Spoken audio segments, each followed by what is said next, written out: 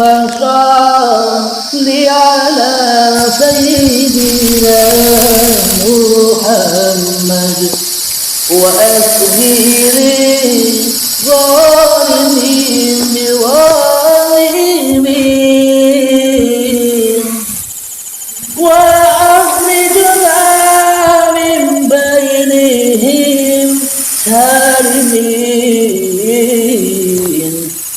وعلى آله وصحبه أجمعين. Assalamualaikum warahmatullahi wabarakatuh. Bismillahirrahmanirrahim. Ashhadu an la ilaha illallah wa ashhadu anna Muhammadar Rasulullah. Allahumma salli ala Sayyidina Muhammad wa ala ali Sayyidina Muhammad. Rabbi shrah li sadri wa yassir li amri wahlul 'uqdatam min lisani yafqahu qawli. Amin. Bismillahirrahmanirrahim. Salam santunku, salam ta'zimku selalu buat para sahabat-sahabatku tercinta, baik yang ada di dalam ataupun yang ada di luar negeri. Semoga kita semua senantiasa selalu di dalam lindungan Allah Subhanahu wa ta'ala, selalu di dalam kasih sayangnya Allah Subhanahu wa ta'ala. Amin ya rabbal alamin. Marilah kita awali kajian di subuh yang indah ini dengan kalimat-kalimat thayyibah. Subhanallah walhamdulillah wa la ilaha illallah wallahu akbar wa la hawla wa la quwwata illa billahil aliyyil azim. Sadaqallahul azim. Tema di subuh yang indah ini, sebelumnya kami ucapkan selamat berpuasa di bulan suci Ramadan ini. Semoga ibadah puasa kita semua senantiasa langsung diterima oleh Allah Subhanahu wa ta'ala. Amin ya rabbal alamin. Tema kali ini tentang sanad. Selama ini kita di dalam pencarian, mencari ilmu-ilmu, berguru kemana-mana dan bersanad kemana-mana. Tidak apa-apa.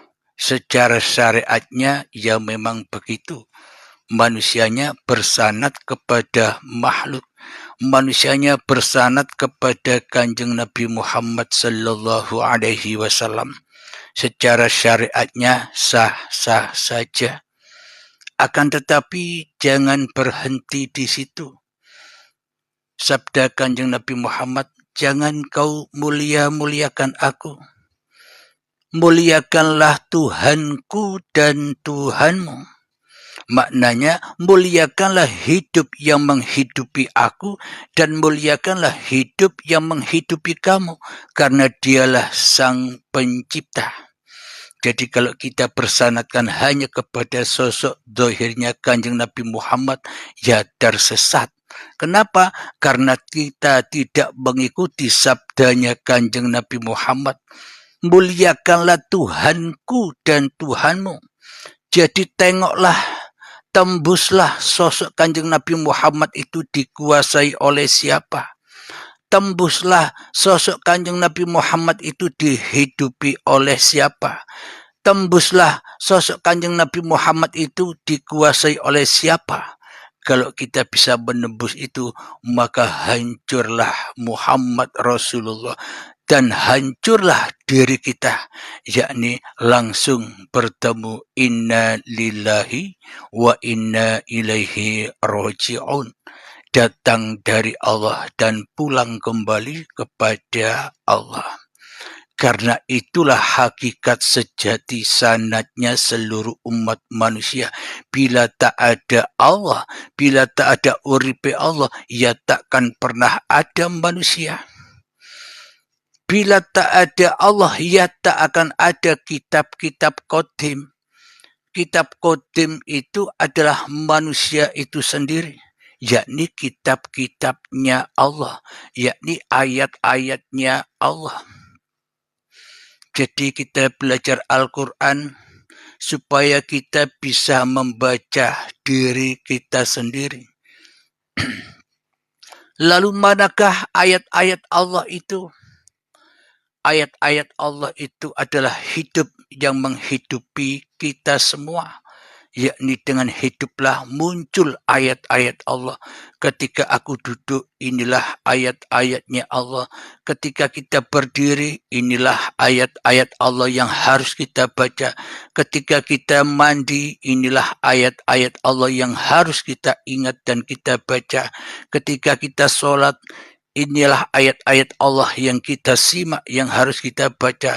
Ketika kita bekerja dan ketika kita apapun sejak bangun tidur sampai tidur lagi, bacalah bahwa semua itu adalah di dalam perbendaharaan Allah, di dalam kekuasaan Allah, di dalam uripe Allah. Inilah tanda bukti bahwa sanad seluruh manusia adalah kepada Tuhannya. Akan tetapi bila kita tidak berhenti bersanad-sanadkan makhluk, berarti diri manusianya, diri hawa nafsunya masih lebih wujud daripada wujud Tuhan yang menciptakannya. Maka dari itu, supaya apa kita bersanad? Supaya iman kita seperti yang kita ikuti. Sanad apapun yang Anda ikuti, ujung-ujungnya sampai kepada Kanjeng Nabi Muhammad sallallahu alaihi wasallam, sedangkan Nabi Muhammad sendiri bersanad kepada Allah. Apa contohnya? Muhammad, bukan kamu yang melempar ketika kamu melempar, tapi aku yang melempar. Inilah bukti yang sangat amat nyata Allah lebih wujud daripada Muhammadnya di dalam hatinya. Karena sanadnya Kanjeng Nabi Muhammad langsung kepada Allah. Maka bila kita mengaku sebagai umatnya Kanjeng Nabi Muhammad, mestinya bersanadkan juga kepada Allah langsung. Jangan bersanad kepada makhluk. Kalau kita bersanad hanya kepada makhluk saja, maka itu hanyalah syariat-syariat saja. Maknanya tak akan pernah berjumpa dengan apa yang disanati oleh junjungan kita Nabi besar Muhammad sallallahu alaihi wasallam, dan berarti iman kita dengan Kanjeng Nabi Muhammad beda. Sementara ketika kita bersanadkan kepada makhluk, semua kita kuasai sendiri. Ibadah kita kuasai, kita yang merasa beribadah. Solat kita kuasai, kita yang merasa solat. Amal baik, amal solehah, seolah-olah kita yang berkuasa dan kita yang merasa memiliki semua amal yang kita lakukan. Inilah tanda bahwa selama ini kita hanya bersanad kepada makhluknya, sehingga semua teraku-akui kepada hawa nafsunya apa yang ia kerjakan, dan sehingga tak bisa mempersembahkan ibadah, tak bisa mempersembahkan solat, tak bisa mempersembahkan puasa, tak bisa mempersembahkan zikiran langsung kepada Allah. Kenapa? Karena makhluknya telah menyerupai Allah. Makhluknya telah ingkar dari kewujudan Allah. Makhluknya ingkar dari kehidupan Allah. Makhluknya ingkar dari kekuasaan Allah. Sehingga makhluknya seperti Abdul Halim ini ngaku-ngaku bahwa Abdul Halim yang ada, ngaku-ngaku bahwa Abdul Halim yang wujud, ngaku-ngaku bahwa Abdul Halim yang hidup, ngaku-ngaku bahwa Abdul Halim yang berkuasa atas apapun tindakan aktivitas yang Abdul Halim kerjakan. Inilah Abdul Halim yang menyerupai Tuhannya. Sedangkan Tuhannya goib, Allahnya goib. Berarti Allahnya tidak berkuasa atas Abdul Halimnya ketika Abdul Halimnya masih wujud menjadi Tuhan. Maka dari itu untuk bersanad langsung kepada Allah, kepada uripe Allah, lengserkan dulu Abdul Halimnya. Lengserkan dulu, terbenamkan dulu kewujudan Abdul Halimnya. Benamkan dulu kehidupan Abdul Halimnya. Benamkan dulu kekuasaan Abdul Halimnya. Maka inilah yang dimaksud kiamat itu, kiamat kubro. Ketika dilengserkan semua apa yang dimiliki oleh Abdul Halimnya, ketika itu pula hancur leburlah Abdul Halimnya, maka akan bangkit lillahnya. Wa inna ilaihi rajiun, selalu dan selalu pulang kepada lillahi ta'ala. Jika langsung bersanadkan kepada Allah, pasti ikhlas. Solatnya tidak mengharap apa-apa. Bagaimana kita mengharap pahala? Bagaimana mungkin kita berharap surga dari solat dan ibadah yang kita kerjakan? Sedangkan kita tak mampu beraktivitas apapun. Sedangkan kita la haula wa la quwata illa billahil aliyil azim. Bagaimana mungkin kita berharap-harap yang bukan dari hasil yang kita kerjakan? Akhirnya ya ikhlas saja. Solatnya ikhlas, ibadahnya ikhlas, zikirannya ikhlas, tak meminta apa-apa, tak barter dengan pahala dan surga. Alias kenapa? Karena semua hanya kekuasaan Allah. Inilah hamba-hamba yang sudah bertemu dengan Al-Quran kodimnya. Sudah bertemu dengan Allah yang lebih dahulu daripada diri kita. Apakah bukti dahulunya Allah daripada diri kita? Secara syariatnya seolah-olah kan kita Abdul Halim yang merasa lebih dahulu daripada Allah. Kenapa Abdul Halim kok dikatakan lebih dahulu daripada Allah? Abdul Halim belajar ilmu ketuhanan, Abdul Halim belajar mengenal Allah baru setua ini. Sedangkan selama ini yang Abdul Halim ketahui, yang Abdul Halim nyatakan, wujudkan, hidupkan, kuasakan di dalam hatinya hanyalah Abdul Halimnya sendiri.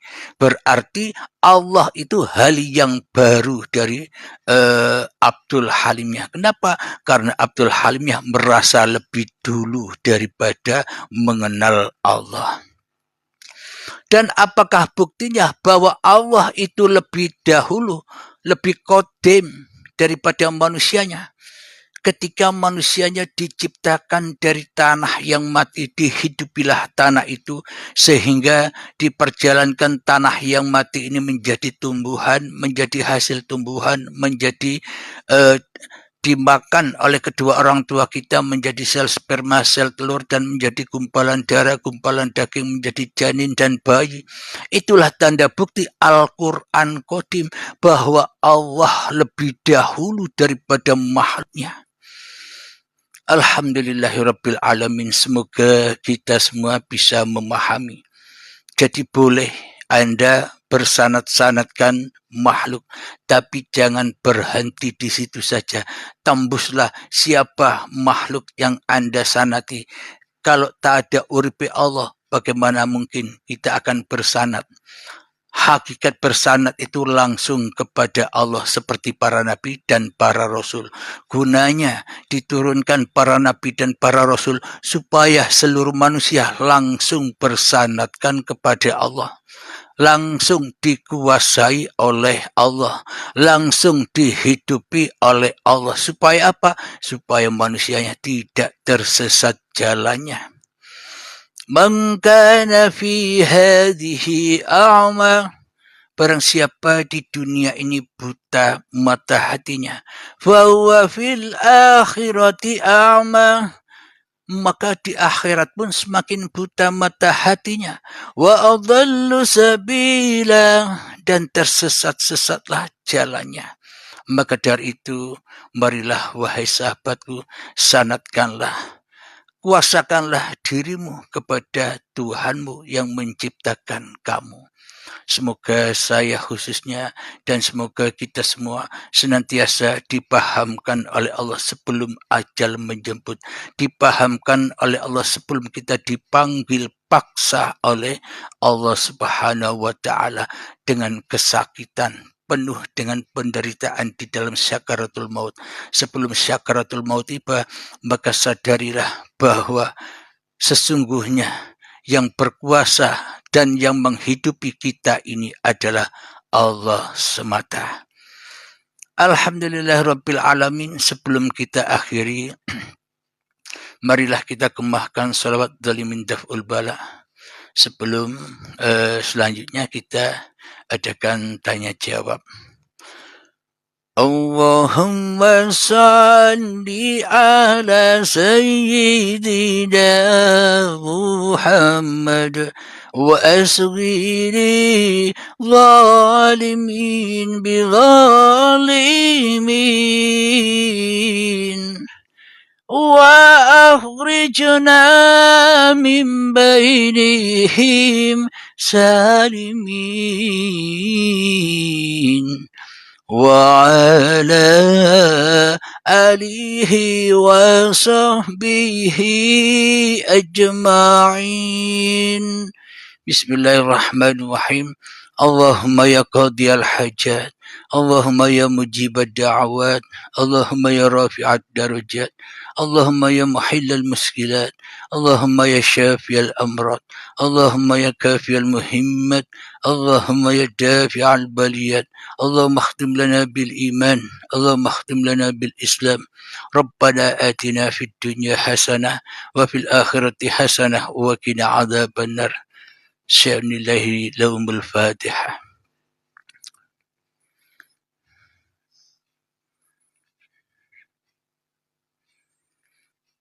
Assalamualaikum warahmatullahi wabarakatuh. Silakan bila ada saudara yang mau naik atau bertanya lewat komentar, silahkan.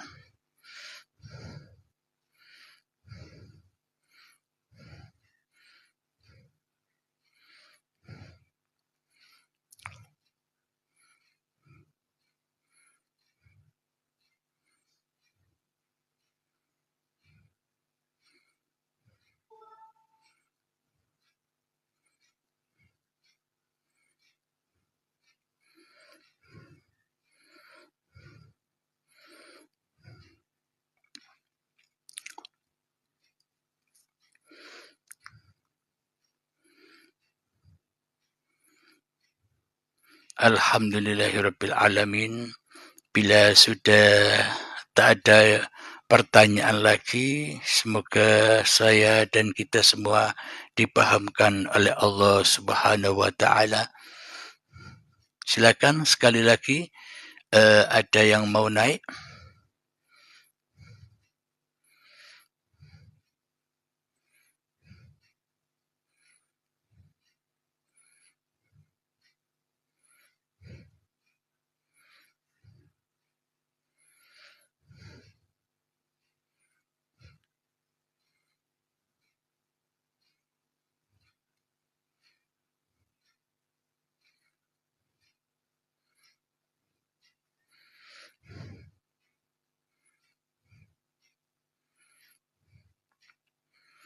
Alhamdulillahirabbil alamin. Akhir kalam, assalamualaikum warahmatullahi wabarakatuh.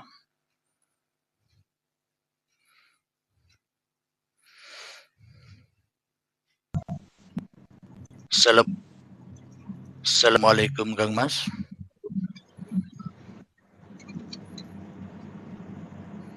Assalamualaikum.